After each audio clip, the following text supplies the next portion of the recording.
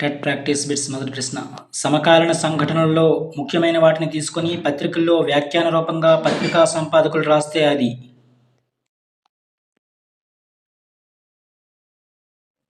సంపాదకీయం. ఇది సంపాదకీయం. తర్వాత ప్రశ్న. ఈ క్రింది వాక్యాలలో చిత్రార్థక వాక్యాన్ని గుర్తించండి.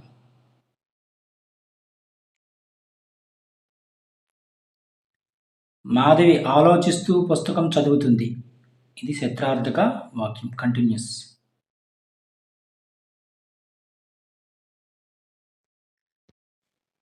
తర్వాత ప్రశ్న. ఒక హల్లుకు వేరొక హల్లు ఒత్తుగా చేరినట్లయితే ఆ అక్షరాన్ని ఏమంటారు క్రింది వానిలో?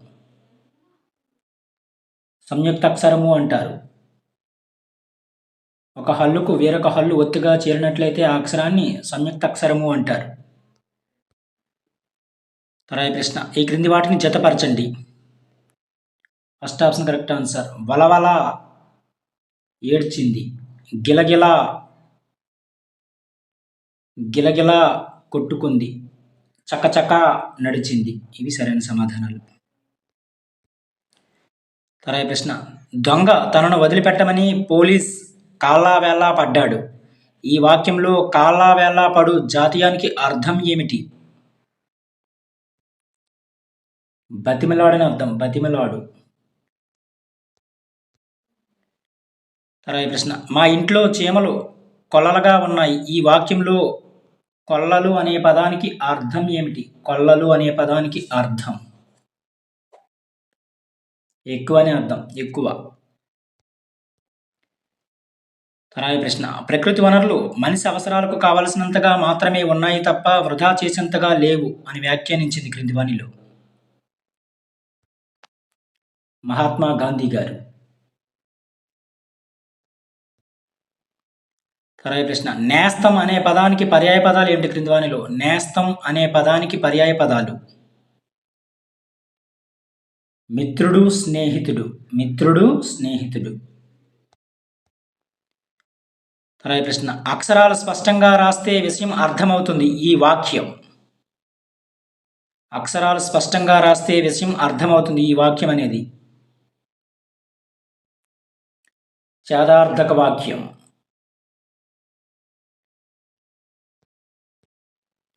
తర్వాత ప్రశ్న. ఇంద్రధనువులై ఎగిరే చిలకలు, పూల రంగులై ఎగిరే తరగలు ఈ కీటకం గురించి రాయబడిన గేయం? సీతాకోకచిలుక. తర్వాత ప్రశ్న. ఆరుద్ర అసలు పేరు ఏమిటి క్రింది వానిలో? ఆరుద్ర అసలు పేరు భాగవతుల సదాశివ శంకర శాస్త్రి. భాగవతుల సదాశివ శంకర శాస్త్రి ఆరుద్ర అసలు పేరు.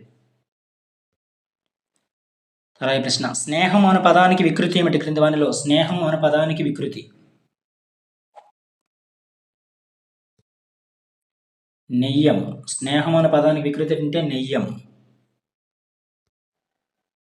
తర్వాత ప్రశ్న. సప్తవర్ణాలు సమాసం పేరేమిటి? సప్తవర్ణాలు సమాసం పేరు ద్విగు సమాసం. ఇది ద్విగు సమాసం. సప్తవర్ణాలు సమాసం పేరేంటంటే ద్విగు సమాసం. తర్వాత ప్రశ్న. అగ్నినది మహీజ లతి కావలి ఈ వాక్యంలో మహీజము అనగా అర్థం ఏమిటి?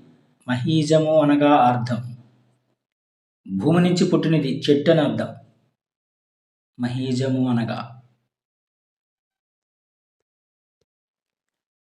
తర్వాత ప్రశ్న. మాతృణం పదాన్ని విడదీగా వచ్చిన రూపం? మాతృ ప్లస్ రుణం. తర్వాత ప్రశ్న. జానపద కళారూపాల్లో ఎంతో ప్రాచుర్యం పొందింది క్రింది వానిలో?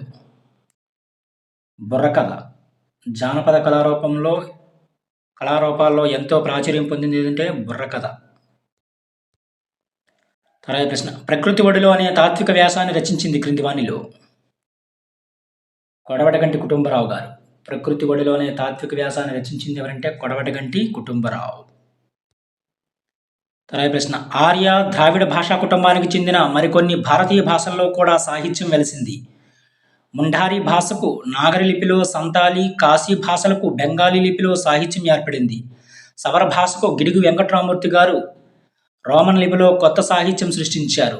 లేప్చా భాషలో టిబెటిన్ లిపి భేదంతో వస్తున్న సాహిత్యం యానాడు మొదలైందో తెలియదు. సవర భాషకు ఈ లిపిలో సాహిత్యం సృష్టించబడింది. పై గద్యాన్ని అనుసరించి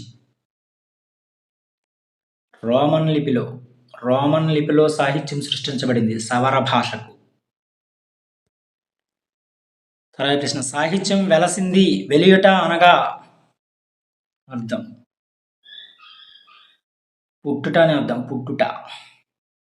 పై గద్యాన్ని అనుసరించి. తర్వాత ప్రశ్న, అభ్యాసనం ఆకర్షణీయంగా మారడానికి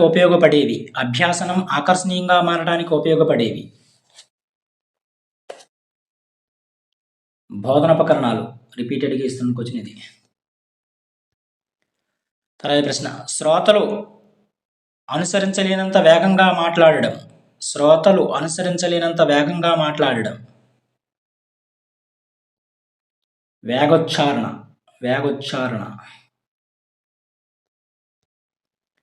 తర్వాత ప్రశ్న, మనసులోని భావ పరంపరను ఏ పదాల ద్వారా, ఏ వాక్యాల ద్వారా ఎదుటివారికి అందిస్తామో ఆ వాక్యాలే భాష అన్నవారు క్రింది వానిలో. రామచంద్ర వర్మ వ్యాఖ్యానించారు. తర్వాత ప్రశ్న, తరగతి బోధనను క్రమబద్ధం చేసేవి క్రింది వానిలో. ప్రణాళికలు. తరగతి బోధనను క్రమబద్ధం చేసేవి అంటే ప్రణాళికలు. తర్వాత ప్రశ్న, విద్యార్థి యొక్క మూర్తిమత్వాన్ని అంచనా వేసేది క్రింది వానిలో.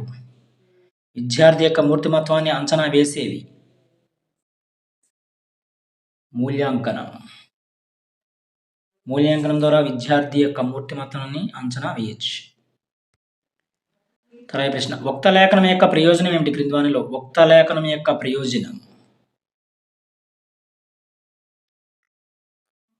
నిర్దిష్టమైన లేఖనం అనేది అలవాటు అవుతుంది. ఉక్త లేఖనం యొక్క ప్రయోజనం ఏంటంటే నిర్దిష్టమైన లేఖనం అనేది అలవడుతుంది. తర్వాత ప్రశ్న, ఈ క్రింది పద్యాన్ని చదివి జవాబులు గుర్తించండి. నీత తపమున నింద్రియ నిగ్రహంబు భూరి విద్యు శాంతికి కారణములు, వాటి ఎన్నటికంటే మేలైన శాంతి కారణము లోభమడుగుట కౌరవేంద్ర. నియమంగల తపస్సు, ఇంద్రియ నిగ్రహం, మంచి విద్య అనేవి దీనికి కారణాలు క్రింది వానిలో. పై పద్యాన్ని అనుసరించి. శాంతికి కారణాలు ఇవి. తర్వాత ప్రశ్న, శాంతి కలగాలంటే అణుచుకోవలసింది క్రింది వానిలో. లోభగుణం అణుచుకోవలసింది. ఇవి కొన్ని ముఖ్యమైన తెలుగు ప్రాక్టీస్ బిట్స్. మరిన్ని ప్రాక్టీస్ బిట్స్ కోసం మన ఛానల్ సబ్స్క్రైబ్ చేసుకుంటాను. Thank you.